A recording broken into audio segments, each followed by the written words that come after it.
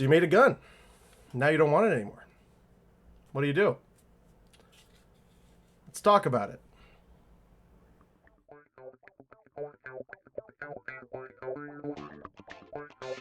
While the host of Fuddbusters is a lawyer, he is not your lawyer. If you pay him, maybe, either way you slice it, the video that you are about to watch is not to be construed as legal advice. Hey guys, and welcome back to Fuddbusters, where we work to correct myths and misinformation in the two-way world. I'm your host, MacLeod. I'm a gun rights lawyer, and I want to talk a little bit more about homemade guns. In our last episode, we talked about making your own gun, and I've gotten a lot of questions about what you can do with it after the fact. Lots of people seem to think you can never sell a gun that you make yourself, that it's like some kind of pre-King Henry marriage requiring the destruction of the firearm. Generally speaking, thankfully, that's not the case. Now, people get all tossed up about markings this and FFL that and serial number this. Let's take a look at the law itself. The Gun Control Act's requirements for record keeping and marking apply to federally licensed manufacturers and dealers. That should mean something to you if you're not one of those. Now, some states have specific marking and registration requirements for homemade firearms, but most states are, like semi-free. Now, that doesn't mean you can just start spraying out as many guns as you want for sale just because you're not federally licensed. Quite the contrary, actually. If you are engaged in the business of making and selling firearms, that being defined as one who habitually does so in the course of making a living, or does so with the intention of selling, the feds would be of the opinion that you are an unlicensed firearm manufacturer, which they do not like. That said, if you make guns incidentally just for yourself and not with the intention of selling them, that means this ain't about you. Of course, the prohibitions on making really cool guns we find in that dastardly National Firearms Act still applies, and surely applies to selling them.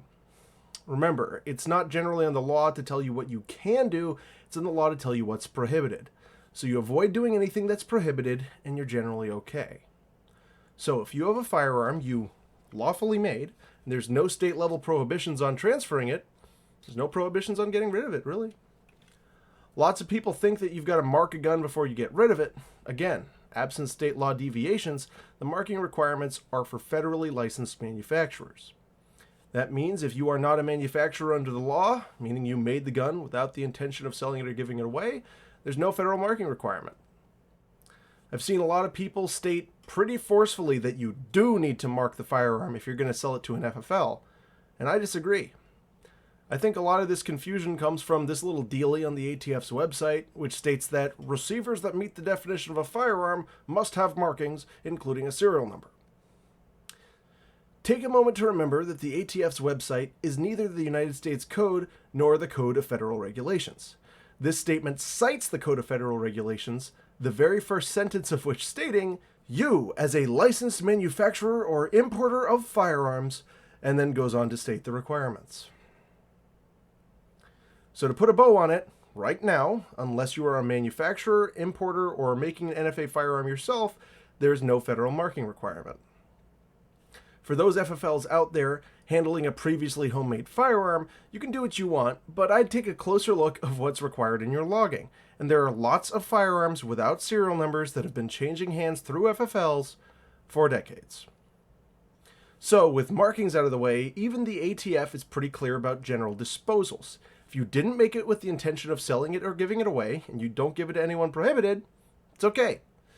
That said, I wouldn't game this too much. Intent can be inferred, and if your texts are full of people asking you to make another one of those things, and that you keep posting a new one every week on Arms List, they might be smart enough to put 2 and 3 together. But who knows? So that's all I've got. Go out and enjoy your lives and try not to panic too much. I also just want to say I really appreciate you guys watching and subscribing. It makes a huge difference.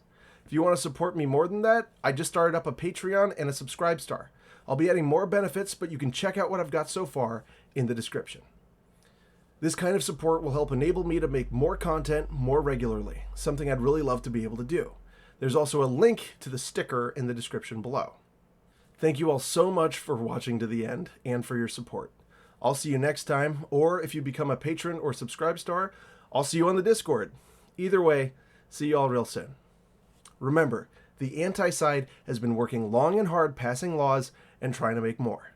When you invent restrictions that are tougher than what's actually in the law, you've given up your rights voluntarily. Anything more than minimum compliance is self-regulation. Y'all take care.